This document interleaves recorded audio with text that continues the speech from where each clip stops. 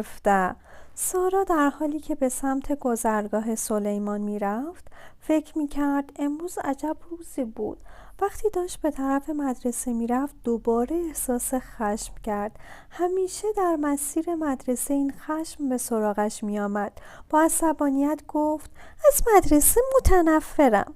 همانطور که قدم میزد سرش پایین بود. به پاهایش نگاه میکرد و جزئیات این روز فرخنده رو به یاد میآورد. درست وقتی که به در جلوی مدرسه رسید همزمان اتوبوس مدرسه هم آمد. وقتی راننده اتوبوس در را باز کرد یه عالمه از پسران تقریبا سارا رو درو کردند و از هر طرف به او برخورد میکردند و باعث شدند سارا کتابهایش رو رها کند و تمام محتویات کیفش رو روی زمین بریزد. و بدتر از همه این که مقاله‌ای که او برای آقای یور آماده کرده بود به معنای واقعی کلمه پایمال شد. سارا کاغذهای گلی و مچاله شدهش را جمع کرد و در کیفش گذاشت و با عصبانیت گفت این چیزیه که به خاطر حمل این کاغذهای احمقانه نصیبم میشه. حالا حسرت میخورد که قبل از اینکه کاغذها را در کیفش بگذارد وقت گذاشته و آنها را بازنویسی کرده بود. سارا در حالی که داشت از جلوی درب جلوی ساختمان رد میشد هنوز داشت خودش را جمع و جور میکرد ولی آهسته تر از خانم وب راه میرفت. خانم وب معلم لاغر و نفرت انگیز کلاس سوم سارا بود. با ناراحتی گفت تکون بخور سارا، من تمام روز را وقت ندارم.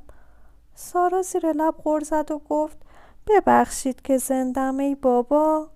سارا باید در طول روز 100 بار ساعتش را نگاه میکرد، دقایق را میشمرد تا از این دیوانه خانه آزاد شود و بعد بالاخره زنگ آخر خورد و سارا آزاد شد.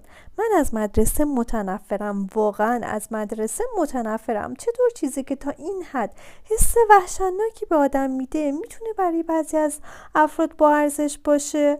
سارا طبق عادت راهش را به طرف بیشه سلیمان کج کرد و وقتی که از گذرگاه تاکر عبور می‌کرد با خودش گفت این بدترین حالتیه که تا حالا داشتم، به خصوص از وقتی که سلیمان رو دیدم. سارا با شکایت گفت من از مدرسه متنفرم سلیمان، فکر می‌کنم وقت تلف کردنه. سلیمان خیلی ساکت بود. مثل قفسی میمونه که نمیتونی ازش بیرون بیای و کسانی که توی این قفس هستن خیلی بیرحمن و مرتب دنبال یه راهی میگردن که بهت آسیب بزنن. سلیمان هنوز هم چیزی نمیگفت. بدجنسی بچه ها به اندازه کافی بد هست ولی حتی معلم ها هم بدجنس هستن. فکر میکنم اونا هم دلشون نمیخواد که اونجا باشن. سلیمان فقط آنجا نشسته بود و خیره نگاه میکرد.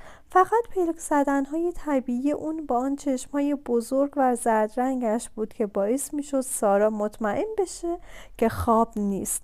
قطره اشکی از چشمان سارا به گونه های خسته او چکید. سلیمان من فقط میخوام خوشحال باشم و فکر نمی کنم هیچ وقت بتونم توی این مدرسه نفرت انگیز خوشحال باشم. خب پس من فکر میکنم که بهتر از شهر هم بری سارا. سارا از اظهار نظر یک باره سلیمان جا خورد. چی میگی سلیمان؟ از شهر هم برم؟ بله سارا، اگه میخوای مدرسه نری چون اونجا چیزای منفی وجود داره پس به نظر من باید از شهر هم بری و حتی از ایالت، کشور یا حتی از روی کره زمین یا حتی از جهان. و حالا سارا من نمیدونم تو رو کجا بفرستم. سارا گیج شده بود. این شبیه راه حلی که سارا به دنبالش پیش سلیمان آمده بود نبود. سلیمان تو چی میگی؟ خب سارا من کشف کردم که در هر بخشی از جهان چیزهایی است که ما میخوایم اما نمیتونیم داشته باشیم. در هر شخصی، در هر موقعیتی، در هر مکانی و در هر زمانی. این انتخاب ها همیشه هست. پس میبینی که اگه یه مکانی رو به دلیل اینکه در اون چیزای منفی وجود داره ترک کنی، در مکان بعدی که بری دقیقاً مثل همونه. سلیمان تو حس بهتری به من نمیدی، احساس ناامیدی میکنم. سارا کار تو این نیست که به دنبال یه جای تمام و کمال بگردی که هرچی میخوای توش فراهم باشه. کار تو اینه که در هر جایی که هستی دنبال چیزایی که میخوای بگردی. اما چرا؟ این چه خوبی داره؟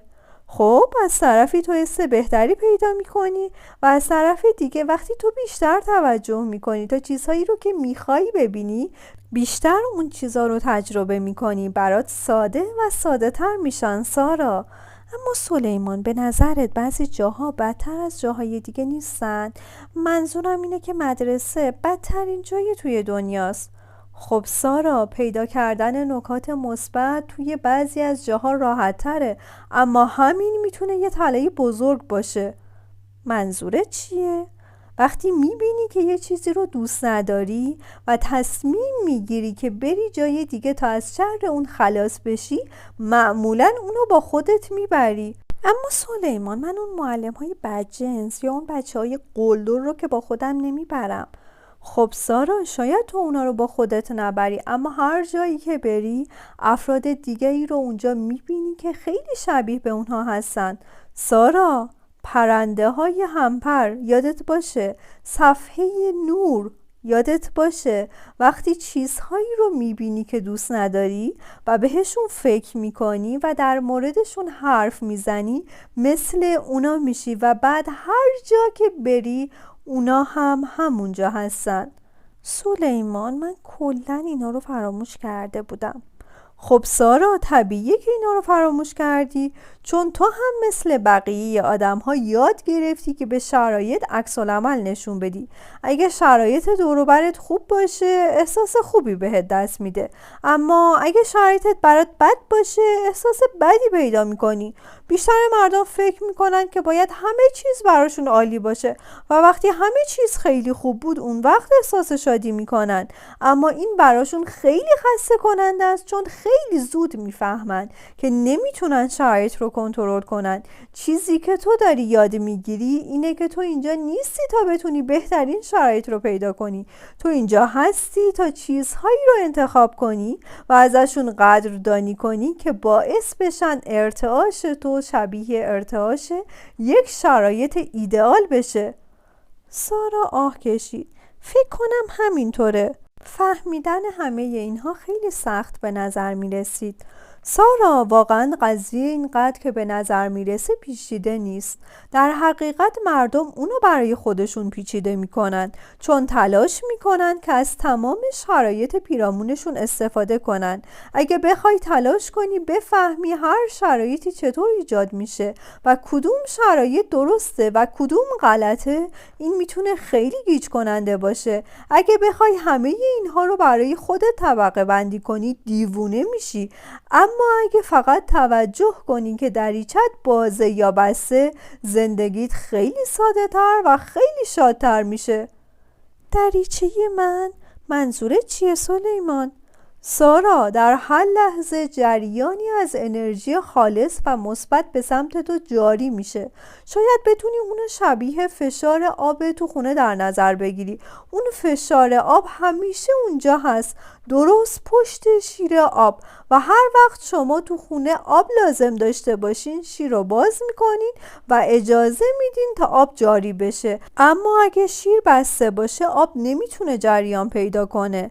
وظیفه شما اینه که از این شیر به خوبی مراقبت کنین تا راحت باز بشه. اون شیر همیشه اونجا هست، اما شما باید بهش اجازه بدین تا آب جریان پیدا کنه.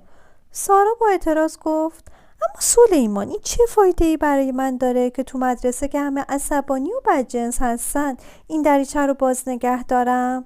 اول از همه این که وقتی دریچه تو بازه چیزای بد رو نمیبینی و نظرت نسبت به خیلی از چیزا تغییر میکنه. آدمای زیادی هستن که در مورد دریچه باز یا بسته صحبت میکنن و وقتی تو باهاشون روبرو بشی و دریچت باز باشه اونا به راحتی بهت لبخند میزنن یا باهات وارد صحبت میشن. همچنین نکته مهم اینه که بدونی یه دریچه باز فقط روی اتفاقات زمان حال تاثیر نمیذاره، بلکه روی اتفاقات فردا و روزهای بعدش هم تاثیر میذاره.